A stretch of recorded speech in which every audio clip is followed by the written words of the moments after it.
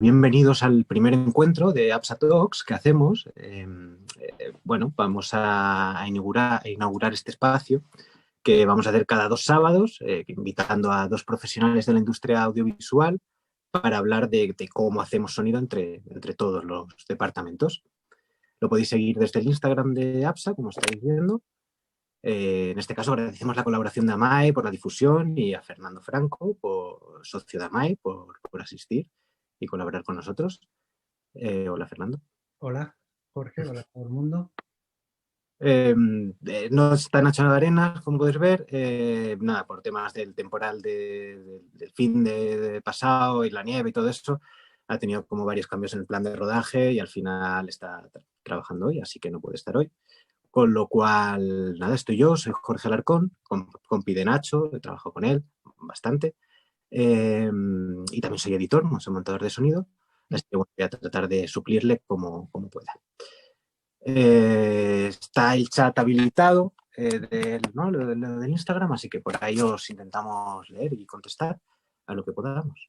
Así que, bueno, vamos un poco al lío.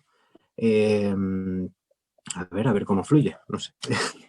Quería preguntarte, o creo que podemos empezar un poco por cómo, cómo distribuyes la concepción, ¿no? La construcción del sonido eh, desde el guión, desde el rodaje, del montaje, un poco, bueno, cómo vas pensando en el sonido antes un poco a lo mejor de entrar en Sí, la postproducción y todo eso. No sé, bueno, ¿qué nos puedes sí. contar de eso? Bueno, buenas tardes a todos y a todas.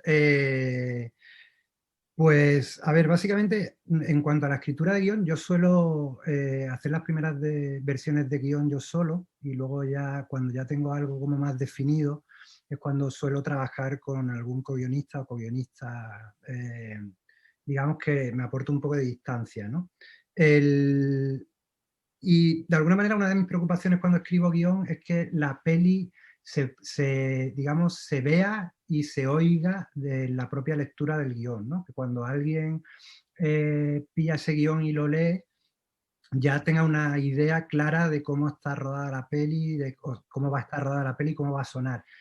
¿Qué es lo que ocurre? Lo que no hago nunca es como utilizar tecnicismo, no hablo nunca de planos, ni de traveling, ni de steady, ni de movimientos de cámara, pero sí que intento de alguna manera que en la escritura se vaya definiendo, nos acercamos que sea bastante visual y también bastante sonoro. O sea, por ejemplo, en el guión en el que estoy trabajando ahora, transcurre en una casa de campo en verano y es continua las referencias a cuando suenan determinados insectos, cuando no suenan, igual que hay referencias al calor, a todo ese tipo de cosas. Una de las cosas que me gusta mucho también trabajar cuando ya digamos en montaje de sonido es con los ambientes, digamos casi como una partitura, en el sentido de que no sean un fondo homogéneo como un colchón que va alfombrando la secuencia, ¿no? Sino que tengan como su propia dinámica y su movimiento, ¿no?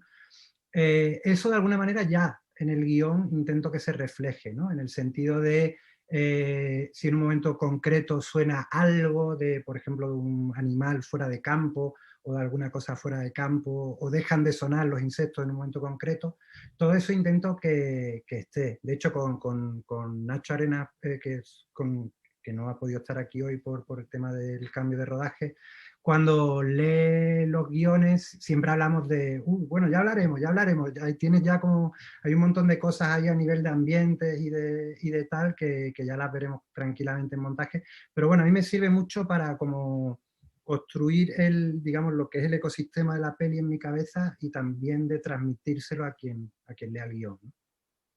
O sea, la secuencia, vamos, de la herida, por ejemplo, la de arranque, Sí, está planteada así a nivel sonoro, porque, bueno, no sé, para los que no la tengáis en mente, bueno, ahora hablaremos un poco del plano secuencia en general, de cómo trabajas en el plano secuencia y el estar encima de los personajes, pero sí, la construcción sonora de esa secuencia es increíble y eso estaba ya reflejado ahí en el guión. sí, vamos, no lo tengo presente ahora mismo porque pasa mucho tiempo, ¿no? Pero es altamente probable que sí, porque una de las cosas que que me interesan generalmente, bueno, que me preocupan a la hora de escribir guión es que no, igual que procuro que no haya anticipaciones de cosas en la película, procuro que no las haya en el guión, ¿no? Entonces, por ejemplo, es una secuencia que arranca con un plano muy corto de la protagonista, sin embargo, fuera de campo estamos escuchando como, bueno, una carretera cerca por donde la que pasan coches, que es lo de menos, pero escuchamos como una gente que no sabemos exactamente qué es, hasta que la cámara gira y vemos que son unos médicos que se están manifestando ahí en las escaleras del hospital. De hecho, ni siquiera sabemos que estamos en un hospital al principio de la peli, y en el ambiente sí. Es muy probable que en esa primera, o sea, que en el guión, en esa primera secuencia, ponga algo del tipo,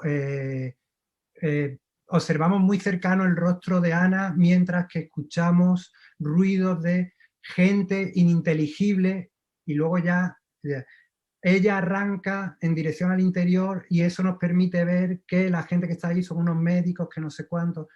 Por ejemplo, en Morir hay otro momento en el que creo que era en negro empieza el sonido de una máquina de café, ¿no? Que cabalgada. Y para mí, digamos, en la película es importante que cuando cortes no sepas dónde estás. Entonces, claro, si pones secuencia 38, interior, sala de tal, del hospital, de alguna manera ya, entonces, para intentar preservar eso en la escritura de guión, seguramente lo que ponga en el guión sea, escuchamos el ruido de una máquina de café, no sé qué, no sé qué, no sé cuánto, todo eso sobre el negro, y ya en el momento en el que yo considero que le cuento al espectador que donde está en la sala de espera en un hospital es cuando hago el corte, digamos, en el guión y pone interior, día, sala de hospital, no sé cuánto. ¿Vale? O sea, como intentando que todos esos sonidos que son fuera de cuadro, fuera de campo, y que articulan narrativa porque amplían de alguna manera la imagen, funcionen de la misma manera en el guión. No Ya, sé si lo he jo, qué explicado interesante. bien Sí, o sí. un poco No, farragoso. nada, no, bastante interesante. Y luego en rodaje, eh, entiendo que es más complicado trabajar el sonido en rodaje al margen de los diálogos, pero ¿piensas un poco más allá en el propio rodaje? Sí, sí, bueno, a ver, hay un dato importante, que es que yo tengo la deformación profesional de que yo soy montador de imagen y por tanto trabajo también mucho con sonido en la sala de montaje, voy mucho a montaje sonido, a mezcla de las pelis que monto, ¿no? Entonces digamos que cuando ruedo todo ese equipaje lo llevo encima igualmente, ¿no? Pero luego yo, por ejemplo, en las dos pelis que he hecho hasta ahora, el jefe de sonido directo era Aitor Berenguer, y bueno, Aitor, aparte de ser un genio, es como un aliado increíble y es como súper inquieto, o sea, está todo el rato porque, digamos, nos entendemos bien y es como, oye, Fernando, está pensando, entonces me acuerdo, por ejemplo, en La herida, que hay una secuencia en la que ella está llorando en la ducha, es un plano secuencia. Ella está llorando en la ducha, hay una panorámica, ¿no?, por el cuerpo de ella, y vemos luego que hay un poco de sangre en el plato de la ducha, y eso corta a negro.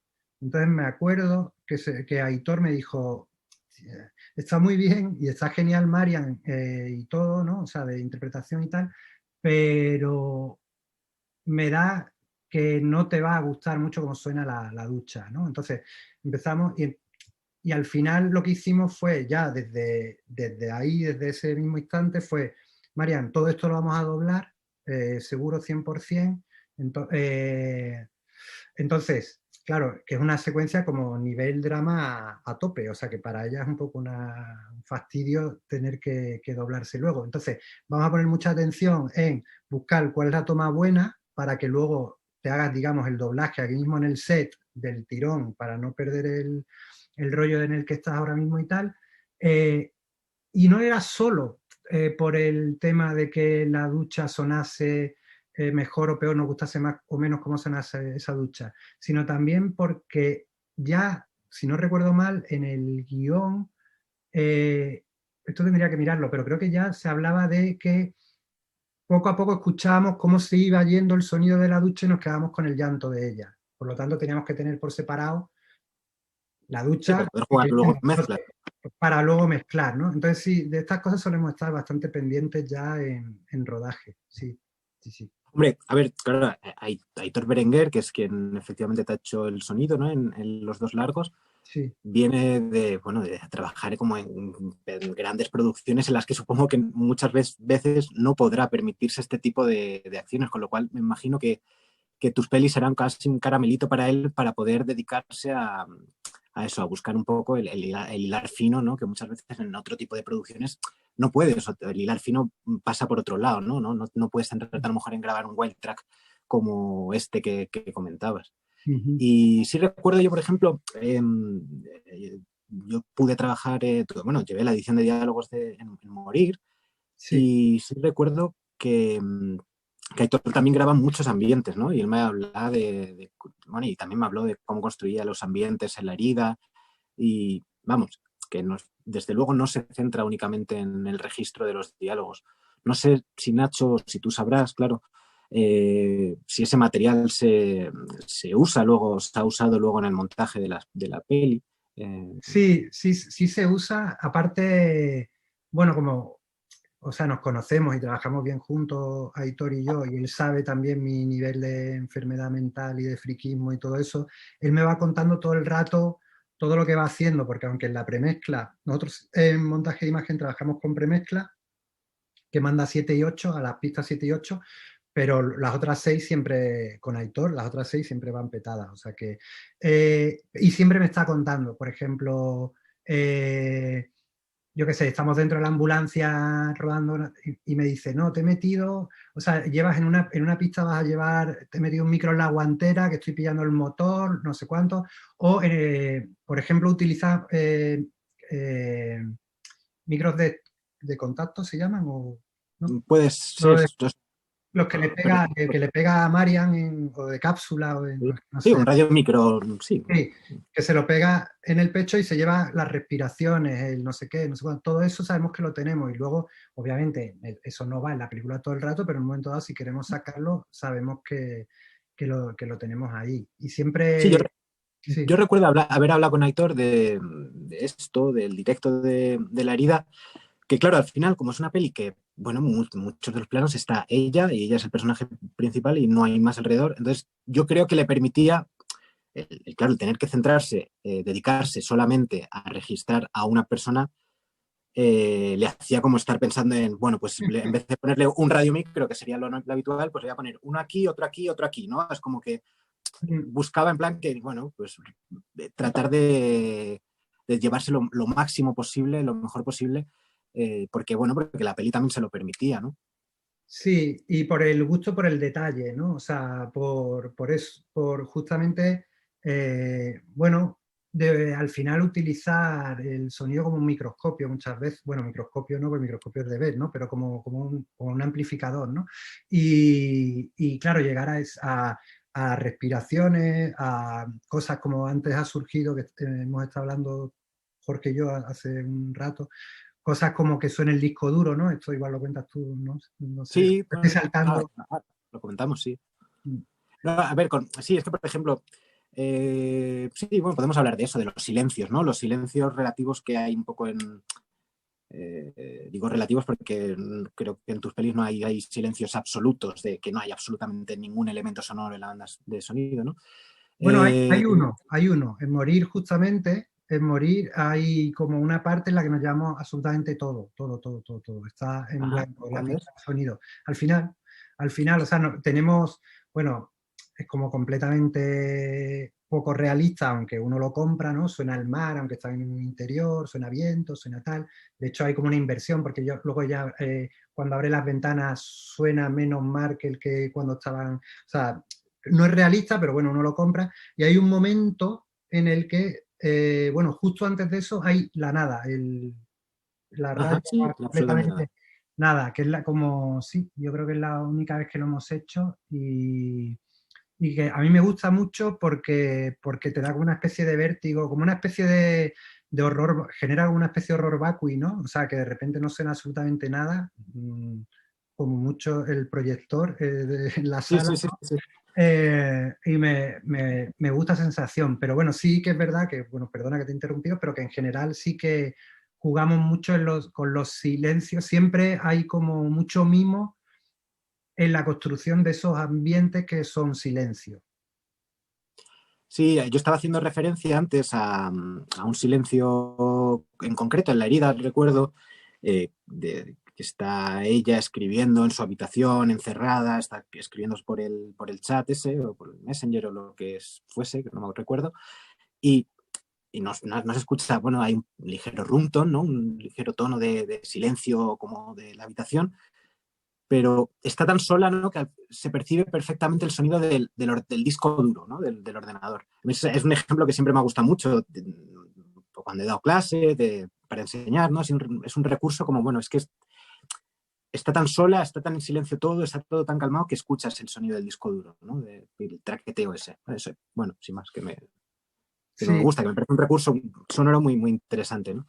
sí, sobre todo en una peli en la que, bueno, hay un planteamiento como de puesta en escena y de cámara como muy claro, de estar todo el rato encima del personaje, ¿no? De estar en primer plano todo el rato sobre ella, que de alguna manera te lleva a que todo lo que tienes que construir del contexto en el que se mueve el personaje sea básicamente con sonido, porque incluso la profundidad de campo es ridícula, no hay poquísima profundidad de campo.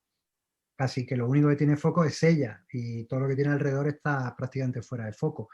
Entonces, claro, eh, todo eso que la envuelve al final es sonido, ¿no? Entonces ahí es como, bueno, lo que hablábamos, ¿no? De intentar ponerle mucho mimo al pensar cómo construir ese silencio, ¿no? En ese caso, una intimidad de ella, ¿no? De estar en la habitación y, bueno, eso, ese disco duro que igual nadie se da cuenta cuando ve la peli, pero bueno, que está ahí sonando un poquito, ¿no? Sí, eso, bueno, y también otro elemento que juega mucho en los silencios, en en las dos pelis, son los zumbidos, ¿no? Ya sea de ruidos eléctricos, que, bueno, pues sí, ruidos, sonidos incómodos, como pues está el microondas, o la guitarra en morir, el zumbido del amplificador, ¿no? De la toma de tierra, así como que siempre que suena. Son sonidos muy incómodos y que están muy, muy bien aprovechados en ambas pelis. Esto supongo que tiene que ver un poco con, digamos que mis gustos musicales son un poco particulares y como que escucho mucho ruido, ¿no? O sea, ruido puro y duro, o sea, desde música concreta a música experimental, a noise japonés y no sé cuánto, y me gusta mucho el sonido de, bueno, sonidos que son incómodos, pero que me parecen interesantes, ¿no? Me gusta el arte sonoro, me gusta todo ese tipo de cosas, ¿no? Entonces, claro, todo ese tipo de elementos, ¿no? De el microondas funcionando, el zumbido de un amplificador de la masa que genera, todo ese tipo de cosas me interesan bastante. Me parece bueno, que se pueden jugar por capas y que construyen muy bien, ¿no? ¿No? Pero creo que viene también bastante derivado Seguro, yo de me mi lo había gusto apuntado, musical. ¿eh? Me lo había apuntado más en la parte de música, bueno, porque bueno, sé un poco de tus gustos y Ujú. sabía que ibas por ahí. Antes me lanzabas una idea con respecto a la limitación del encuadre y todo lo que te ofrece el sonido, ¿no? Con respecto al fuera de campo, ¿no? Sí. Si la puedes desarrollar, creo que sería bonito.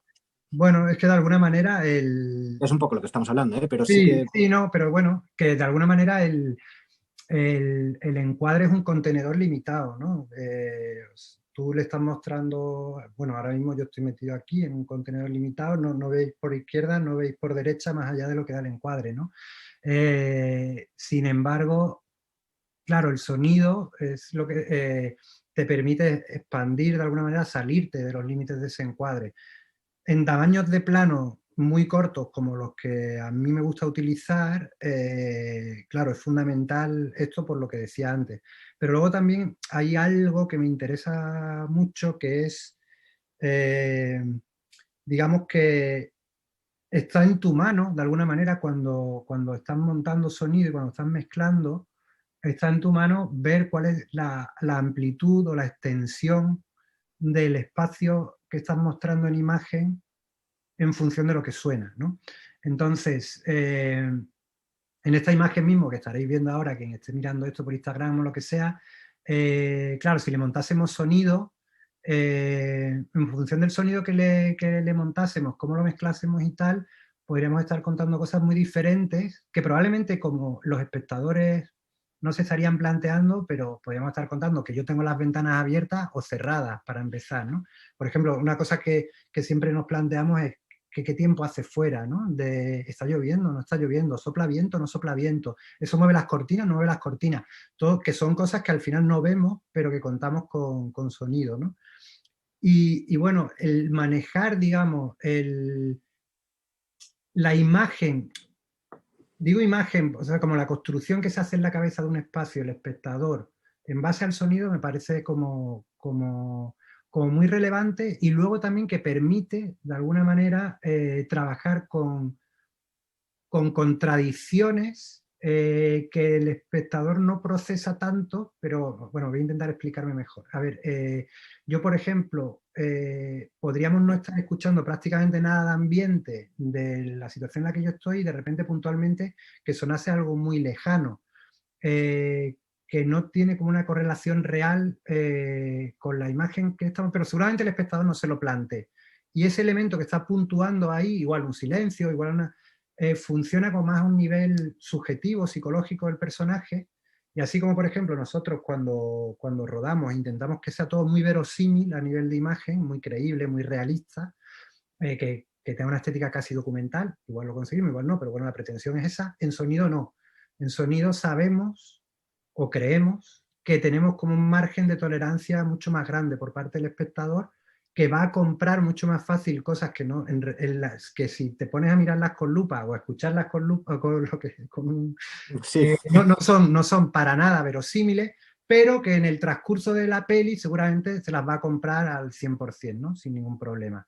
Y que sirven mucho para, digamos, esta construcción como de elementos como más subjetivos, psicológicos del personaje. Entonces, si por ejemplo alguien ve la herida y hace, digamos, como esto que decían los pitagóricos, la acusmática, o sea, solo escucho la película, pero no la veo, o sea, solo la banda de sonido, eh, seguramente si luego ve la peli, no, o sea, no hay una, no habrá una correlación como muy clara a lo que imaginó seguramente que estaba viendo, ¿no?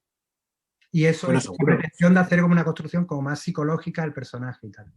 Seguro, sí, sí. A ver, es verdad que recurro de nuevo a la secuencia de arranque de la herida, y es que hay muchos elementos sonoros. Algunos, pues es que estamos en un hospital, pero yo creo recordar que se oía un carrito de la compra. Quiero recordar ahora, después que la analicé y la escuché muchas veces, y, y eso hay como elementos que claramente, efectivamente, si no vieses la película, dirías como, a ver, un carrito de la compra, pero acabo de escuchar como un aviso de un hospital, una explosión, me mencionabas antes, como un sonido que, ¿no? Elementos bueno, que si van acompañados de esta imagen. Justamente en imagen, fíjate que es curioso que ahí, digamos que todo ese sonido está, entre otras cosas, cumpliendo una función de que estamos rodando un plano largo, digamos, largo digo de duración, o sea, que recorre un pasillo de hospital y la figuración la puedes contar con los dedos de la mano. Sin embargo, nos interesa como contar un espacio como muchísimo más concurrido, con mucho más ajetreado y tal, y aunque no haya como una correlación directa entre lo que ves y lo que oyes, lo compras, ¿no? Aunque no... Hace un rato estábamos hablando también, ¿no? De un capítulo, de una serie, que de repente te construye un ambiente sonoro de una cafetería llena de gente cuando en realidad no hay nadie. Y sin embargo lo compras, ¿no? Uh-huh. Y a ver, bueno, tenía que apuntar, hombre, que está muy relacionado, es el uso del multicanal, aunque bueno, de cómo aprovecha Nacho, tanto Arenas como Rollo Villanova, ¿no? en la postproducción, en la mezcla. Bueno, en estas pelis el 5.1, pero que creo que hasta tu producción podría hacerse en Atmos, y creo que se podrían aprovechar esos recursos perfectamente para unas pelis como las tuyas. Creo vamos, que se habrían exprimido al máximo, sin duda. Sí, a mí, Eh, a mí o sea, el 5.1 lo utilizamos mucho, pero siempre intentando, ¿cómo decirlo? No, huyendo un poco del efectismo. O sea, siempre nos movemos como en un punto en el que, bueno, estamos construyendo la atmósfera, estamos como construyendo este ambiente, es verdad que sí que tenemos cosas metidas en determinados sitios y tal, pero como que la experiencia o pretendemos de alguna manera que la experiencia para el espectador no sea como estar metido en una montaña, o sea, huimos del efectismo, o sea, intentamos usar eso, digamos, dentro de un planteamiento relativamente que se perciba como naturalista, aunque en realidad no lo es, ¿no? O sea, es como No, claro, claro, era eso a donde quería llegar, que tus pelis, que a priori podrías pensar que esos son recursos innecesarios y sin embargo están muy bien aprovechados. Gracias por la apreciación que les toca a los dos que no están Sí, aquí. claro, no, claro, claro. Y mira, hay un recurso que me gusta mucho de tus pelis que yo creo que en ambas es fundamental, que es las respiraciones, ¿no? ¿Cómo las usas tanto en Morir y en La herida? Son muchas veces más que los diálogos el eje principal, ¿no? Bueno, en Morir es que acaba, bueno, no acaba porque acaba, sí, Sí, bueno, hay una última mundo, secuencia en una cocina y tal, pero bueno, sí, que ahí también hay respiración, por pero cierto. es igual, fuera de campo, de nuevo, y la respiración en fuera de campo, ¿no? Del personaje de Gertrudis. Bueno, porque no sé, o sea, me parece interesante, o sea, me parece que cuenta mucho de un personaje el cómo respira en una determinada secuencia, en una determinada situación y cómo respira en otra. Me parece que se puede utilizar con sutileza, es decir, que sin violentar al público, le puedes estar contando que estás escuchando la respiración de ese personaje sin necesidad de estar justamente metido encima de él o de ella. Y no sé, me parece, a mí me gusta, me resulta interesante, da esa cercanía también al personaje. Muchas veces, a ver, los personajes de mis dos pelis no son el colmo de la empatía, precisamente, ¿no? O sea, son personajes que son un poco complicados por momentos y tal, y sin embargo, yo creo que el escucharles, estar respirando con ellos durante la peli sí que te acerca un poco también. Y de hecho nosotros nos hacemos pasadas de respiración de la película a posteriori. Es decir, con la película ya montada de imagen y ya en montaje sonido avanzado, cuando hacemos algunos ADRs o doblajes y tal, aprovechamos, yo creo que en La herida, si no me equivoco, yo creo que Marian se la respiró entera de vuelta. O sea, que le hicimos como pegarle una pasada de vuelta a toda la peli y en algunos momentos nos quedábamos con respiración que teníamos, otras la sustituíamos, otras la sacábamos un poco más. Y otra cosa que tenía aquí apuntada, que era tu pasión por la comunicación a través de dispositivos, ya sea por el contestador, los móviles, el chat, bueno, un poco eso, ¿no? Que al final es un recurso que utilizas muchísimo, te apoyas un montón en él. Sí, la verdad es que no es como una cosa así súper deliberada por mi parte, pero como de alguna manera supongo que, no, o sea, no quiero resultar ni pedante ni nada con esto, pero hay como uno de los temas de los que se habla bastante en las cosas que he hecho es de la incomunicación, de alguna vez que he dicho así, parece Antonioni diciéndolo, ¿no? Pero se habla de la incomunicación y tal. Creo que todos esos dispositivos que contribuyen bastante a la incomunicación, por otro lado, aunque sean supuestamente herramientas de comunicación, se interponen, ¿no?, entre los personajes. Entonces hay, por ejemplo, en La herida, la utilización del chat este que hace ella tiene que ver con una cuestión clara de incomunicación, ¿no?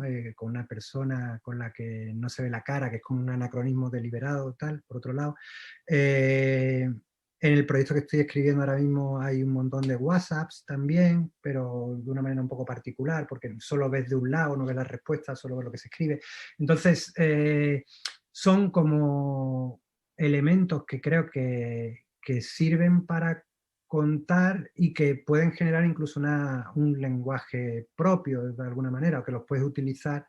A mí, por ejemplo, no me gustan mucho los insertos de móviles, de hecho, cuando estoy montando, como que muchas veces te llegan, ¿no? Ese plano de inserto de móvil a que le llega un mensaje y tal, ¿no? Y me estoy viendo que seguramente en el proyecto este, si lo hago, es probable que los tenga que usar, porque no tampoco esto de ponerlos en Sí, la pantalla en directamente. pantalla. Estoy como devanándome los sesos todo el rato con, bueno, ¿cómo podría hacer esto y tal? No sé cuánto. Bueno, yo creo que son elementos que, bueno, obviamente tienen que ver con el momento concreto que vivimos, que hablan de la incomunicación y que luego te permiten desplegar como una propia, no sé, dinámica de lenguaje o buscarla por lo menos. No, bueno, dices el momento que vivimos, pero voy un poco más atrás y pienso en Room, ¿no? Room es el que Sí, construyes completamente, que pues, es uno de los cortos, una web. en el que no escuchamos a lo que estamos viendo, ¿no? Sino que estamos escuchando al otro tipo que está Claro, detrás de la es, webcam. es, es una webcam, o sea, lo que ve el espectador es la webcam, pero lo que suena, lo que el espectador oye es la habitación en la que hay otra persona mirando esa webcam, ¿no? La respuesta, tú estás viendo a una chica y todas las acciones de una chica, no escuchas nada de eso, todo eso no tiene ninguna sincronía, de hecho se rodó mudo, y luego, sin embargo, lo que escucha es la respiración otra vez de este tipo que lo está viendo, o cuando se va al baño, vuelve, o lo que sea, que eso fue todo hecho a posteriori, que fue Andrés Gertrudis quien lo hizo, que fue como una sesión como de Foley, respiraciones y no sé qué, le llaman por teléfono, pero nada sincrónico. Que eso es como una... Yo en mi primer corto también, mensajes de voz, todo lo que escuchamos son mensajes de contestador automático y lo que vemos tampoco tiene sincronía con eso, excepto en un momento concreto. Y ya yo creo que hasta mi tercer corto o algo así no había hecho nunca nada con sincronía. Yo como que voy por partes, ¿no? Primero, bueno, primero tal, luego ya sincronizamos, luego ya movemos la cámara, luego ya... ¿Y en Room cómo construisteis eso, ese fuera de campo, como queramos llamarlo? Sí, toda la construcción de ese Sí, personaje que está viendo la webcam. ¿Cómo lo...? pues yo digamos que escribí digamos, lo que hacía ese personaje, no en el guión, porque si no se hubiese vuelto loco todo el mundo que iba a ser el corto, pero sí que escribí para Andrés de alguna manera lo que iba pasando, ¿no? El tipo estaba mirando, en eso le llamaban por teléfono, se levantaba, se iba. Y entonces lo que hicimos fue hacer tomas de sonido, en realidad, de todo esto. Hacíamos las ¿En una acciones, localización natural? las hicimos en el estudio de Nacho, el que tenía por la calle Sí. Cáceres antes, en el estudio de Nacho, por la noche, porque claro, el corto supuestamente transcurre de noche, entonces no queríamos que nos entrase ambiente, digamos, de la calle o cosas que pudiesen tal, pero sí tener como el de una habitación noche. Entonces lo hicimos por la noche, íbamos registrando, íbamos haciendo tomas y obviamente, y luego como si dijésemos pick-ups de cosas, ¿no? Y ahora bebe café, y ahora cuelgas el teléfono y respiras no sé cuánto. Pero sí que hicimos como si fuese un doblaje de algo que en realidad no tiene sincro. Vale, yo iba a decir un rodaje sin cámara, pero... Exactamente, sí, sí, un rodaje sin cámara, sí. Y luego esto como pick-ups de cosas. De hecho, luego Andrés tuvo que volver varias veces. Es decir, no, y ahora nos gustaría que bebieses un poquito más no sé qué, o ahora un no sé cuánto. Y así un poco, bueno, ¿cuál es tu relación con los Foley? ¿Cómo, bueno, entiendo que aquí se va a mezclar un poco también tu labor de montador, pero bueno, ¿cómo los trabajas? Si eres muy consciente de lo que se hace, si eres muy tiquismiquis con lo que se hace, con los sonidos que se escogen? Porque al final pienso en la herida, en el teclear, ¿no? Que está, bueno, es un elemento muy importante por ejemplo, del sonido de la peli, ¿no? Y de la peli en general. Y Mm. está muy bien hecho, ¿no? Bueno, y en general me parecen que son unos Foley que están bastante bien integrados en la peli. No sé, bueno, si tienes Sí, algo que... es un mundo que me interesa mucho. O sea, esto conforme he ido montando, digamos, películas de otras personas, he ido participando en los montajes de sonido y en las mezclas, no participando de hacerlo yo, pero sí de estar presente, estar... eso me ha servido para aprender mucho sobre Foley también, ¿no? También hay una cosa que se nota mucho la diferencia en cuanto de repente has estado trabajando con Foley que no son tan buenos y de repente te encuentras un Foley espectacular, ¿no? Y dices, "Oh, vaya mundo, ¿no?" Entonces, sí, de hecho, mira, uno de los recuerdos así más divertidos que tengo de una peli que hemos montado, bueno, montamos el año pasado Miguel Doblado y yo, que se llama Black Beach, de Esteban Sí. Crespo, que ahí volvimos a trabajar con Nacho Rollo. Nacho hizo las mezclas y tal, y me acuerdo que estábamos... y hay una persecución que es como un set piece bastante largo, de 13 minutos, y me acuerdo que estuvimos escuchando la persecución entera, la persecución entera solo Foleys, con Alex Capilla y con Nacho y tal. Y se lo tengo como un recuerdo bastante, porque realmente ahí te das cuenta, o sea, tú has estado trabajando esa secuencia un montón, con imagen y de repente con su sonido sincrónico, incluso con una música de referencia, y ahora de repente es como si desnudases la secuencia y te quedases solo con el Foley, que está espectacular, ¿vale? Y, y lo escuchas y está genial. Y me acuerdo que una discusión que surgió ahí era como, joder, qué bien suenan los pasos en los tejados, ¿por qué no volvemos a los malos? Es decir, claro, ¿por qué no? O sea, porque habían hecho unos pasos sobre tejados que estaban espectaculares. Lo que pasa es que eran tan cochambrosos los tejados en la realidad que el sonido malo era como... Ay, entonces me acuerdo de estar ahí mirando como los pasos de Foley, los pasos de tal, de hacer una mezcla de los dos y bueno, un montón de cosas de Foley que hicieron en la peli, que fue un trabajo de cómo sonaba el tacto cuando con unos papeles que encontraban y tal, no sé. Y te das cuenta que son cosas que igual el espectador está en la sala viendo la peli y no está siendo consciente de todo este tipo de cosas, pero que están ahí funcionando, ¿no? Como en un nivel por debajo, ahí como muy latente y que hacen una función que está genial. Entonces, para mí es súper importante el Foley y estar pendiente bueno, del Foley con el que se está trabajando y escucharlo. Y, sí. Claro, qué guay. Y con la música, vamos a hablar un poco de la música, porque al final en tus pelis no hay música extradigética, ¿no? Pero sí que hay música digética con un papel fundamental. Hay varias secuencias. Antes hablábamos de, bueno, en La herida tenemos la fiesta, ¿no? El karaoke, la discoteca, en Morir, la secuencia del coche con el guayas guayas, ese que es tremenda, que bueno, no es diegética, pero vamos, juega un papel completamente extra diegético, ¿no? O lo que normalmente entenderíamos como música extradigética. Bueno, no sé, que nos hables un poco de tu relación con la música en las pelis o del Heroes de Bowie, la versión que me parece Morir. Mi relación con la música es bastante rara, en realidad, porque yo soy bastante melómano, me gusta mucho la música, me encanta cuando veo buena música en una peli.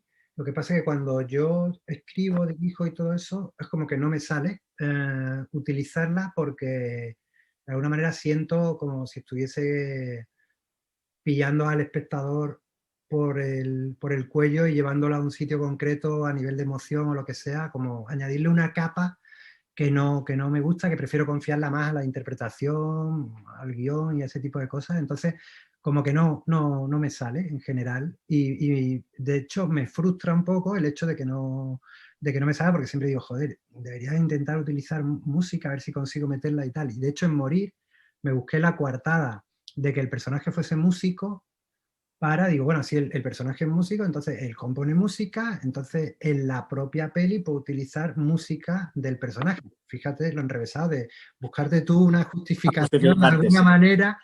Entonces la música la hicieron Maite Arroita Jauregui, Mursego y Javi Pez, hicieron la música, digamos, que toca el personaje y luego hicieron más música. O sea, había como más score para poder meter.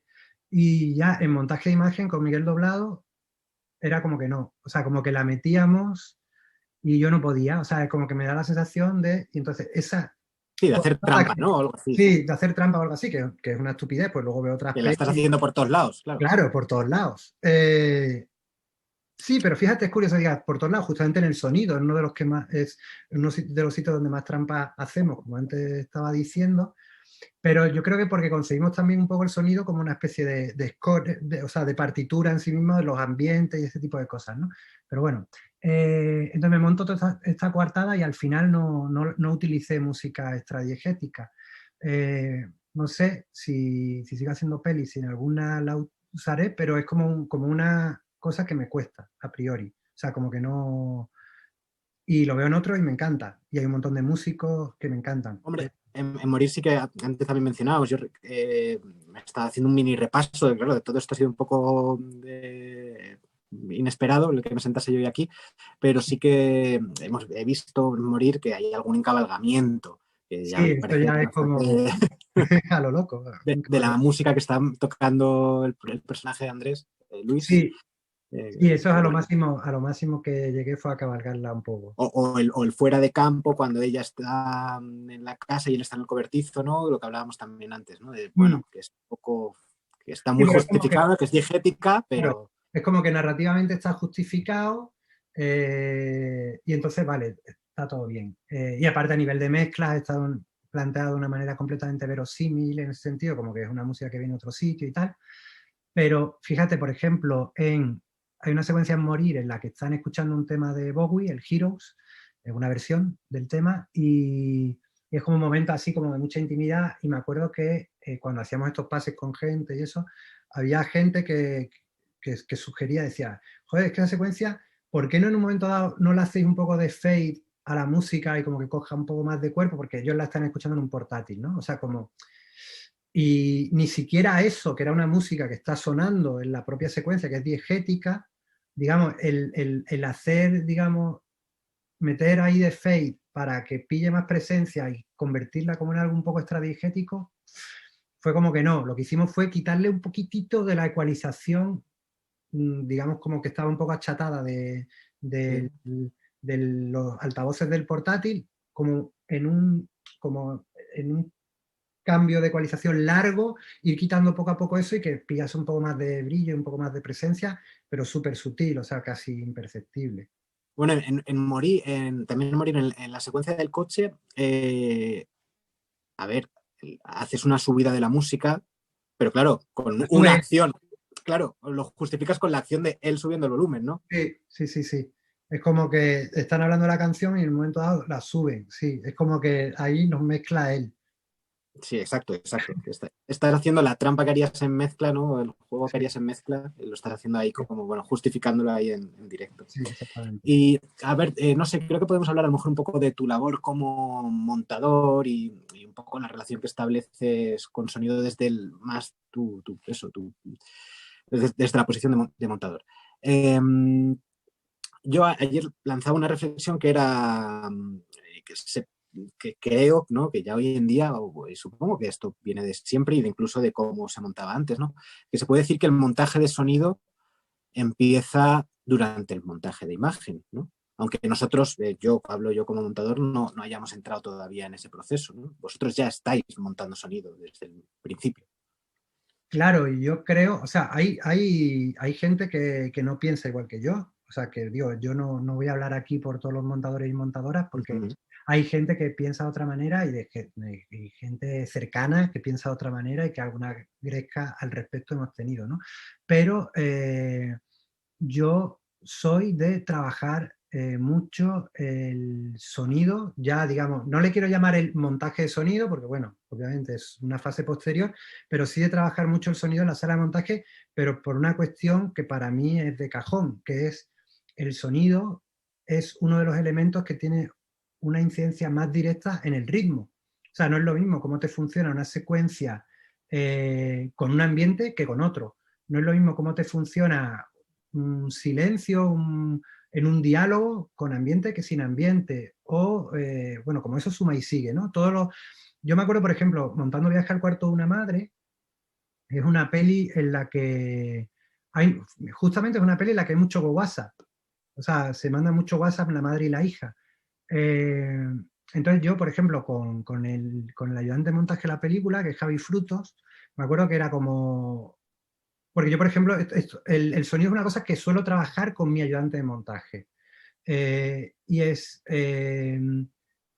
oye Javi, con calma y tal, no sé cuánto, pero te puedes ir currando los sonidos de los WhatsApp y eso es hablarlo en plan de vibra, no vibra, con qué tono suena, escuchamos las estas cuando tal o está como muteado. O sea, todo ese tipo de elementos, definirlos y ahora lo escuchamos con la secuencia montada. Y claro, el ritmo cambia totalmente, que si tú tienes como una cosa completamente muda, ¿sabes? Solo el piripi, A ver, son más elementos que estás añadiendo que al final es más información al espectador, con lo cual, bueno, es pues eso. Claro, podrías ver la secuencia, podrías incluso verla con los productores o mandarla a un festival o lo que sea, sin ese sonido, digo, un screener para tal. ¿Y la gente lo entendería? Sí, lo entendería, está claro que lo entendería. Igual que si ve a alguien disparando una pistola y no suena el disparo, entendería que ahí luego a posteriori se va a meter un disparo. Pero, digamos, la incidencia que tiene en el ritmo es tan brutal que la percepción global de la película, la sensación de ritmo de la película va a ser otra. Entonces yo me lo curro mucho, me lo curro con los ayudantes normalmente, intentamos que la película suene lo más parecido a lo que tenemos idealizado que debería ser el sonido de la peli, aunque sabemos que no está mezclado, que no tal, pero bueno, que sí que todos los elementos que creemos que son significativos, que tienen que sonar, suenen. Y una cosa que no sé si me le vas a preguntar o no, pero que para mí es importante también, es que todo lo que tiene que ver con interpretación Sí, sale de la sala de montaje, ¿vale? Entonces, esto a veces genera conflictos, pero para que os hagáis una idea, yo, por ejemplo, como mucha gente, ¿no? Pero yo le suelo pedir al ayudante que me deje digamos, la secuencia, lo que le llaman un breakout o un tableteo, ¿no? Es decir, imaginad que hay un diálogo que dice, ¿a qué hora viene mañana? Vendré a las 9. Uy, no es muy tarde, pero es que no puedo llegar antes. Entonces, de todas las tomas, mi ayudante me separa. ¿A qué hora viene mañana? ¿A qué hora viene mañana? ¿A qué hora viene mañana? ¿A qué hora viene mañana? ¿A qué hora viene mañana? A las 9, a las 9, a las 9, a las 9, a las 9, todo, ¿no? Todo de cada toma, cada frase y de hecho cada movimiento también, pero eso es para otra cosa. Entonces, yo estoy montando y yo no necesariamente estoy cambiando el sonido de la toma que estoy montando. De hecho, fenomenal. Si funciona de imagen y sonido, eso va a ir sincrónico. Pero puede que me interese más el tono de la toma cuarta y la imagen de la octava. Entonces, o por cómo acaba la frase, o por cómo dice no sé cuánto. Entonces yo voy a resincronizar eso. ¿Qué es lo que ocurre? Que eso viene después de haber estado mucho rato tomando decisiones de interpretación, obviamente. Ahí está tocando los reguladores de la interpretación y de la construcción de los personajes.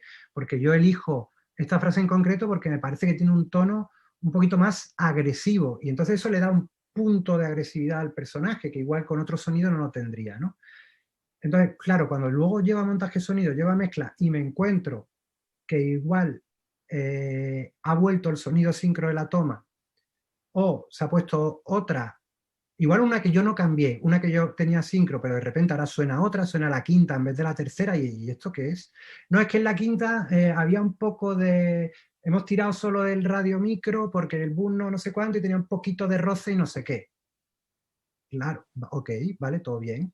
Pero igual ese roce no es tan importante como el matiz de interpretación de la toma. Igual que a veces decidimos montar una toma que no es tan fina de foco, pero es mejor de interpretación, igual no es tan fina de sonido, pero es mejor de interpretación, ¿no? Entonces, esto es una cosa que, o sea, no es que me pase todo el rato, ¿no? Pero a veces cuando pasa es como, es que no da igual esa frase que esa otra. Igual lo discutimos, lo vemos y efectivamente hemos montado una que es irrecuperable y entonces le daremos 1000 vueltas e intentaremos ver qué hacemos, ¿no? Pero bueno, tú aparte que haces diálogos, ¿no? Sí, sí. Sí, no, a ver, yo lo que te quería decir es que aunque que efectivamente tienes razón y entiendo perfectamente que hay un trabajo bueno, de elección para que la interpretación sea lo más acorde a lo que estéis buscando, sí que es cierto que a lo mejor nosotros disponemos de otros recursos a los que no podéis acceder vosotros, ya sea herramientas para ajustar la toma, que a lo mejor la toma 3 tú no las puedes calzar porque no te funciona, porque no va sincro, pero a lo mejor yo sí la puedo calzar, ¿no? Tengo Claro. los elementos, herramientas para calzarla y puede funcionar. Entonces, bueno, os entiendo que plantees eso, Claro, pero... a mí a ver, hay una cosa que es innegable, o sea, cuando vas a ver una pasada de diálogos al estudio X, de repente empiezan a sonar un montón de cosas que por desgracia en tu sala de montaje de imagen no escuchabas. ¿Por qué? Porque las escuchas en las salas, que es una cosa que debería cambiar, pero las escuchas que tenemos en las salas de imagen son tirando a paupérrimas. Entonces, muchas veces de repente estás trabajando y crees que algo suena relativamente bien y de repente vas a escuchar una pasada de diálogo y dices, madre mía, madre mía. Pero bueno, en cualquier caso, es que acabo de ver que había una pregunta en el chat que me ha gustado.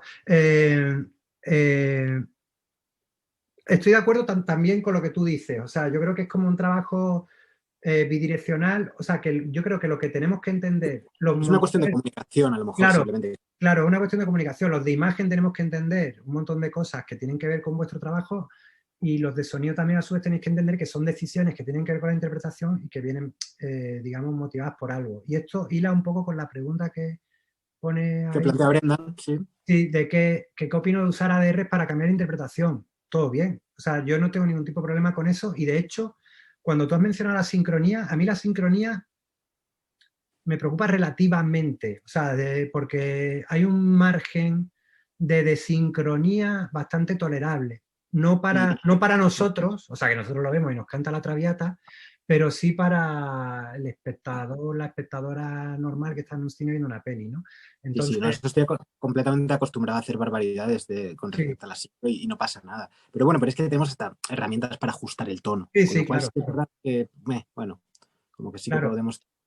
De hecho, fíjate que, de hecho, algunas de estas herramientas, eh, la, bueno, no solo herramientas, igual tú estás hablando de herramientas que tienen que ver con la sincro y tal, pero muchas veces nosotros también utilizamos, montando diálogos y tal, herramientas de alterar un poquito el pitch para que suene un poco más no sé cuánto, de, oye, vamos a probar, y si aquí su tono de voz fuese un poco más no sé cuánto, y estamos como todo el rato manipulando con el ojo puesto en la interpretación, de alguna manera, en darle algo al personaje o lo que sea. Y ADRs, sí, yo siempre que hacemos, ya sea el montaje de una peli o sea, que no dirija yo, pero siempre es como el listado de ADRs es como un momento muy importante, ¿no? De ver qué va a ADR, qué no va a ADR, tanto por cambiar interpretación como por cambiar incluso el sentido de cosas, ¿no? De que te has cargado una secuencia y de repente te conviene que ahora diga otra cosa el personaje. Entonces haces tu ADR para que diga otra cosa. Es que no es tan sincro. Bueno. Da igual, sí, sí, ¿no? O añadir algún Sí. elemento, ¿no? Y bueno, vamos a ir cerrando, pero nada, a lo mejor si nos hablas un poco quizá de estos últimos proyectos que en los que están metidos de animación y con eso yo creo que ya tendremos que cerrar. Sí, es que ahora estoy justo de montaje, estoy con la peli nueva de Pablo Berger, se llama Robot Dreams y es animación. Entonces, claro, es algo nuevo para mí en el sentido de, bueno, sí que había montado algún corto de animación, pero bueno, en este caso es como una peli, una peli larga de animación en muchísimo tiempo de trabajo y claro, una de las cosas primeras que surge y es curioso porque claro, yo con Pablo hice Blancanieves, que es muda. Sí, Y, sí. y Blancanieves la hicimos muda y la montamos deliberadamente muda. Es decir, no utilizamos música de referencia ni nada, la montamos con los altavoces apagados. Eh, y sin embargo, en este caso, claro, es muda, pero tiene sonido. O sea, no tiene diálogos, pero tiene sonido, ¿no? Entonces, claro, fue como, ¿qué hacemos en este caso? Y entonces, claro, yo estoy montando imagen completamente muda, animática, y Sí. Fabiola, que es la montadora de sonido, tendrá que ponerse a trabajar con esas bobinas dentro de relativamente poco para que yo a su vez vaya ajustando. De hecho, yo ya a veces al montar me coloco algunos ruidos para ver cómo me funciona, de largo, de tal, de no sé cuándo, no sé qué. Igual luego los levanto, porque me hago solo como una indicación para ver qué tal, cuánto tardaría esto en ocurrir o en sonar o en dejar de Sí. sonar. Tal. Pero claro, es un curro bastante... O sea que aquí ya no es tanto un ayudante como que realmente entra el montadora de sonido ya Exactamente, a entrar exactamente, sí. casi un poco en paralelo para poder que tú puedas seguir montando. Claro, el proceso de hecho es hacer la animática de la película completa, ajustar la de montaje, toda esa animática, y luego ya animar la peli. Entonces, tal y como va a ser el trabajo, es muy probable que haya un montaje de sonido de la peli bastante avanzado antes de empezar a animarla, ya Ya. en el final de la animática. Pero claro, Ujú. es que es súper importante tener todos esos, porque por lo que hablábamos antes, porque el ritmo depende directamente de esos Del sonido. elementos, claro. Pues nada, pues vamos a concluir aquí este primer encuentro. Así que nada, bueno, agradecerte tu presencia, por supuesto. Una pena que no haya podido estar Nacho Arenas, pero bueno, creo que más o menos hemos salido del paso. Y agradecerle a Mae bueno, por la difusión. Y nada, nos vemos en el próximo encuentro, que será el sábado que viene, ¿no? El siguiente, y que ya anunciaremos quiénes vendrán a charlar. Así que nada, muchas gracias. Nada, gracias a todo el mundo que estaba por ahí, a vosotros, y nada, un saludo. Chao.